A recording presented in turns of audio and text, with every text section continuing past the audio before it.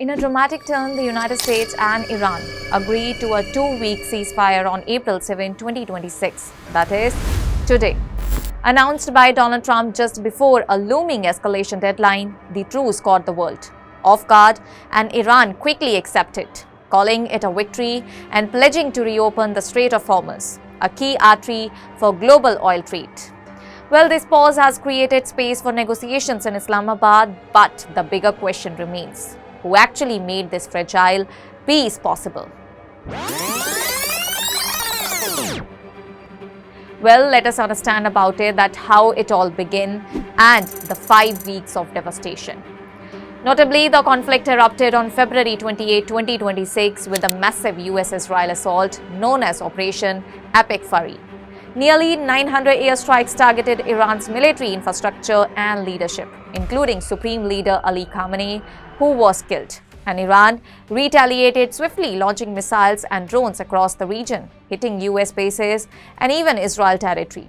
And one of the most critical consequences was the shutdown of the Strait of Hormuz, which sent oil prices soaring and rattled global markets. And within just 5 weeks, the war caused thousands of deaths and millions displaced.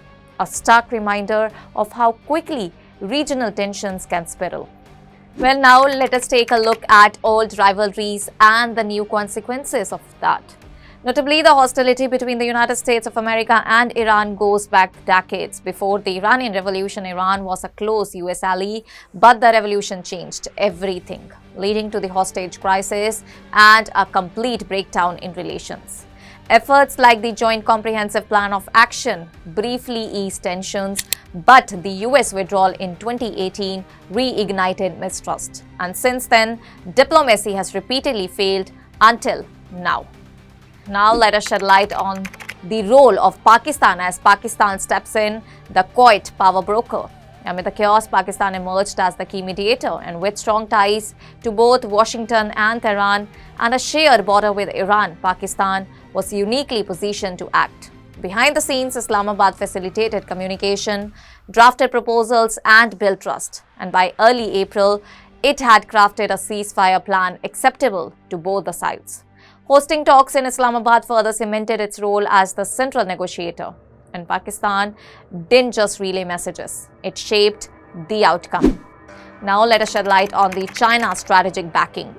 While Pakistan led the effort, China played an important supporting role, as on March 31, Beijing and Islamabad jointly proposed a 5-point peace plan, pushing for a ceasefire and reopening trade routes. China, a major buyer of Iranian oil, used its economic influence to encourage Tehran to negotiate. And even Donald Trump acknowledged that China's involvement helped bring Iran to the table.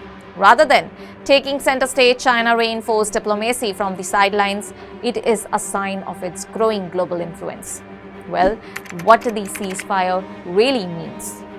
This agreement is not peace, it's a pause, and the 2-week truce halts attacks, allows shipping through the Strait of Hormuz to resume, and opens the door for broader negotiations.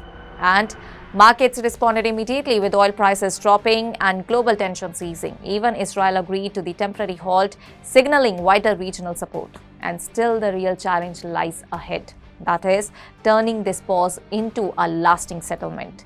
So who made it happen?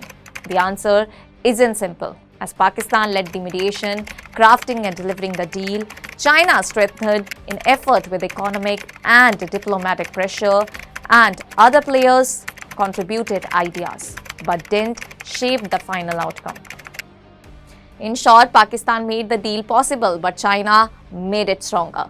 Well, it is definitely a fragile hope for peace, as this ceasefire shows that even after intense conflict, diplomacy can still prevail. Whether talks in Islamabad lead to lasting peace remains uncertain. But for now, the world has a rare moment to breathe. That's all for now. Stay tuned to the Savera for more updates. Do like, comment and subscribe to the channel.